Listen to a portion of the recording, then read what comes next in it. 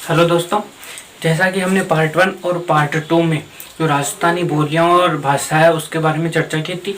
तो आज के वीडियो में हम उनसे रिलेटेड जो परीक्षा उपयोगी महत्वपूर्ण तथ्य है, सार संग्रह है, उसके बारे में देखेंगे। उन दोनों जो पार्ट थे उनमें हमने जो भी पढ़ा उसमें से इम्पोर्टेंट कुछ बातें यहाँ पर लिखी गई है। देखो, जॉर्ज अब्राहम ग्रीशियर ने 1912 ईस्वी में अपनी पुस्तक, तो 1912 में जॉर्ज अब्राहम ग्रीशियर ने पुस्तक लिखी थी जिसका नाम था लिंग्विस्टिक सर्वे ऑफ इंडिया। तो ये किसने लिखी? जॉर्ज अब्राहम ग्रीशियरसन ने, ठीक है, ग्रीशियरसन ने अपनी पुस्तक लिखी थी। उसमें राजस्थानी का स्वतंत्र भाषा के रूप में वैज्ञानिक विश्लेषण किया था। तो इससे इम्पोर्टेंट क्वेश्चन है वो एग्जाम में आया हुआ है, शायद पटवारी की एग्जाम में आया हुआ क्वेश्चन है कि भाई राजस्थानी भाषा का स्वतंत्र भाषा के रूप में वैज्ञानिक विश्लेषण किसने किया? तो जॉर्ज अब्राहम ग्रीशियर ने। उसके बाद दूसरा है कि डिंगल भाषा का जो विकास है वो गुर्जर अपभ्रंश में हुआ है।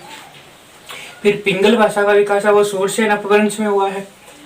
उसके बाद है कि डिंगल भाषा का जो सर्वप्रथम प्रयोग है वो पिंगल शिरोमणि नामक ग्रंथ में कुशल लाभ द्वारा किया गया है। तो यहाँ से भी इम्पोर्टेंट क्वेश्चन है वो एग्जाम में आया हुआ है कि पिंगल शिरोमणि की रचना किसने की? कुशल लाभ ने।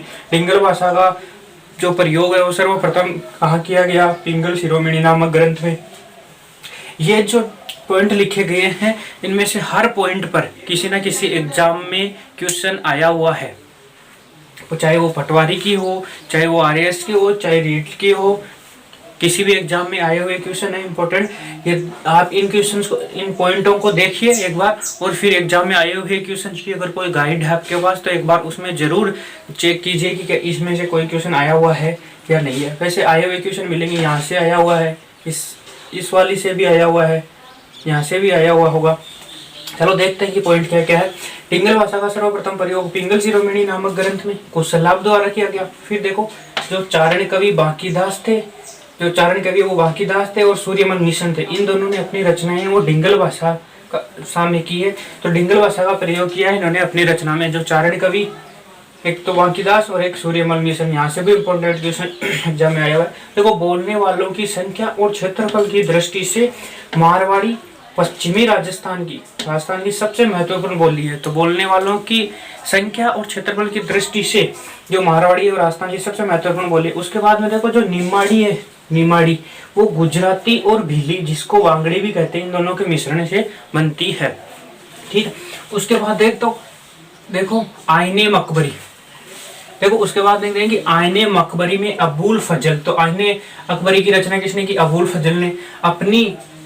अबुल फजल ने भारत की प्रमुख भाषाओं में मारवाड़ी को गिनाया है। जब अबुल फजल ने आईने अकबरी की रचना की थी तो उन्होंने भारत की प्रमुख भाषाओं में मारवाड़ी को गिनवाया था। उसके बाद देखते हैं खेराड़ी बोली जो है मेवाड़ी, ढूंढाड़ी एवं हाड़ौती का सम्मिश्रण है। तो देखो, खेराड़ी है वो किसका मिश्रण है? मेवाड़ी, ढूंढाड़ी और हाड़ौती का। उसके बाद देखो बांगड़ क्षेत्र, जो बांगड़ क्षेत्र में कौन कौन से क्षेत्र आते हैं? देखो, डूंगरपुर और बांसवाड़ा। बांगड़ क्षेत्र तथा उदयपुर के पहाड़ी भागों में बोली जाने वाली बोली है वो बांगड़ी कहलाती है।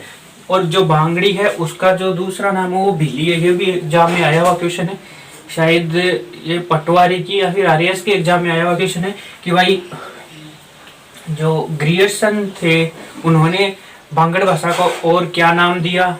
भिली, या फिर भिली भाषा किसने कहा? ऐसा कुछ क्वेश्चन आया हुआ है। उसके बाद देखते हैं, तो यहाँ से ये हो गया कि वो बांगड़ क्षेत्र में बोली जाती है, उसे बांगड़ी कहते हैं, इसका दूसरा नाम भीली है।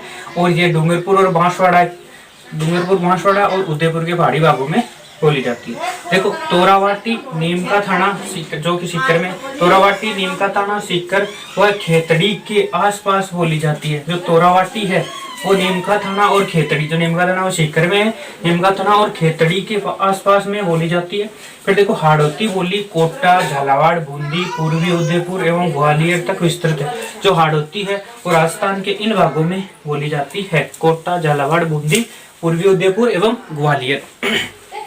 उसके बाद देखो, मेवाती बोली का प्रमुख क्षेत्र वो पूर्वोत्तर राजस्थान है। तो देखो, मेवाती जो है वो पूर्वोत्तर राजस्थान की महत्वपूर्ण बोली है। उसके बाद में हमने एक और देखा था जो अहिरवाटी थी, अहिरवाटी वो दूसरी प्रमुख बोली है जिसकी पूर्वोत्तर राजस्थान की, ठीक है। मेवाती तो प्रमुख बोली में आती है, दूसरे नंबर पर अहिरवाटी आ जाती है। देखो राजपूतों में प्रचलित मारवाड़ी और मालवी के सम्मिश्रण से बनी रांगड़ी बोली बोली जाती है। तो जो रांगड़ी बोली है वो किन के सम्मिश्रण से बनी हुई है, वो है मारवाड़ी और मालवी के सम्मिश्रण से रांगड़ी बोली बनी जाती है। तो ये इस जो राजस्थान की बोली और भाषा से रिलेटेड कुछ महत्वपूर्ण बिंदु थे, जिनमें से एग्जाम में आए हुए बहुत सारे क्वेश्चन आपको देखने को मिलेंगे। तो आप इन्हें नोट्स के रूप में अपने नोट्स के रूप में लिख लीजिए। और आज के लिए इतना ही। आपको अब आगे कौन से टॉपिक से रिलेटेड वीडियो चाहिए, राजस्थान जीके से रिलेटेड, रीट मेंस और भी जो कम्पिटिटिव एग्जाम है जिनमें राजस्थान जीके का महत्वपूर्ण जो टॉपिक है, अगर उनमें से किस टॉपिक पर आपको वीडियो चाहिए तो आप उसका कमेंट कर सकते हैं। उसके हिसाब से हम आपको आगे ये चैप्टर है वो प्रोवाइड करवाते रहेंगे। तो आपको जो चैप्टर के नोट्स चाहिए, वीडियो आगे चाहिए, आप उसका कमेंट बॉक्स में कमेंट जरूर करिए। वीडियो अच्छा लगे तो लाइक शेयर सब्सक्राइब जरूर करें। आज के लिए इतना ही। Thank you. जय हिंद, जय भारत।